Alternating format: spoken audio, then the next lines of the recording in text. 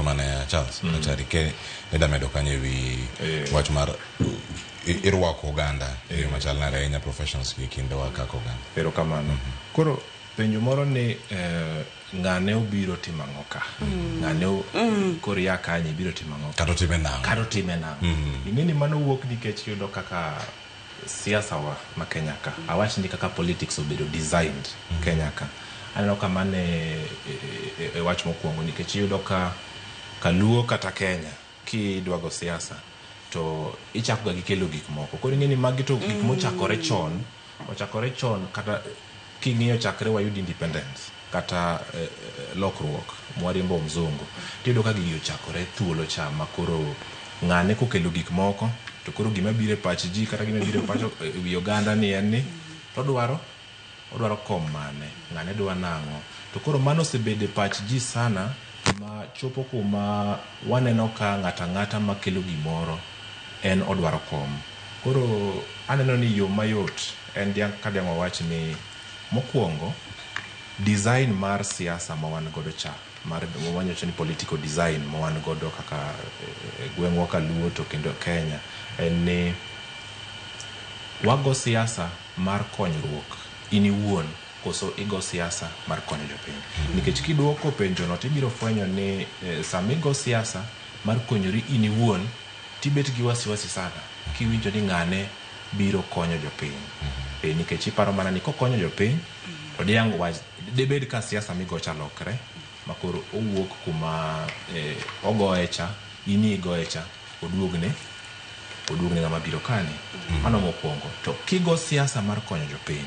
tadieri ngama biro gi gimoro maber mar jopiny nyakirwaki nikech oketo tiji bedo mayot sana kalo nego bed ni gero barabara moro ka tiwinjo ni ng'ato chako makoni kumoro kata school ng'ato makoni classroom moro block moro ng'ato makoni ting'e ni mano ng'ama keto tiji bedo mayot koro penjo mawuok ni ini ja siasa ma kamoro paro ni mano to ng'ane obiro timango nyaki penjni ni siasa migoyo en makonyori iniwuon koso konyo jopiny to jopiny bende koro gimbe ok diang gibed maonge gi responsibility gimbe gin gi responsibility e pacho kaka jopiny wadwaro nang'o wadwaro nikech ngini bende kaka siasa osedonje wiwa makoro wang'eni ng'ama nyalo konyowa en mana ja siasa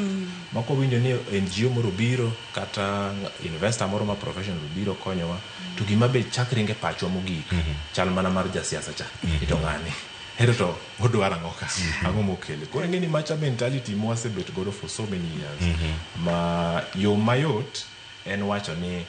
nyaka waloka kwago siasa ma elective positions nyaka bed ni gin service to the people nikech ka gin adieri service to the people to whoever must biro serve the people en osiepo to ka en service to self to ng'ama biro konyo jopiny macha kore adwini number 1 nikech kikelo net kucho ng'ani en odwaro kikelo dongruok kucho kom mane modwaro koro maswali wuok mang'eny koro aneno ka en mana kaka siasa wa political design osebet igni mathoth omiyo ok da blame japiny sana ko neno ni ko penjore en mana puonjruok nyaka koro wapuonjre uru wapuonj jopiny ndire kaka wadwa ni siasa obedi wadwa ni siasa obedi moro ma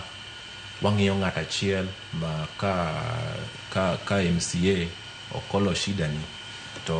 osiepni moro ma professional ok diang los shida nino mabende wachne ruma kamano koro ng'eni wate kodwa gola ini wang'iyo mbunge ni ng'ane manyaka los shida watetete to yudo ka kendo koro wamedo donje problem cha kendo deep and deeper koro nyaka wabed jomoko mabende paro ni tabu watetete ok gin mag siasa nitie ng'at machielo manyalo kelo konyruok to bende ok odich gi wach odich gi siasa kata kom koro yudo ka ji ainago kendo koro ginya bedo frustrated no gocho ni yaw to an koma dwaro ka to be onge to bende abiro mana gi konyruok koro ka konyruok ni ok rwak dalaka to kare we atere kuma chielo kuma kore biro waki koro apani it's just the way we think as a people the politics mwagoyo to bende ok dianga wach ni mano en mana Kaluo kende apani wanene Kenya te moro mo penjore to ng'ane ni ja siasa ni onyalo miyo wang'o gimoro wacho ni gonya koro ng'eni ka ja siasa masiko gonyi oningo bende wasechopo kumoro makanya kagonywa to kata professionals go bende ogonji. To yo magigonyo go ji mayot en ka ng'ato obiro gi mwandu to keto kumoro to tiji owuok. To gonyo ji te. Mok ni wang'eyo jasiasa achiel ma bende kogonyo ji te. To koro nyaka ang' odhi omany kaka kendo koro oduoko ma ogonyo go ji. To koseyiere. Erokamano ahinya.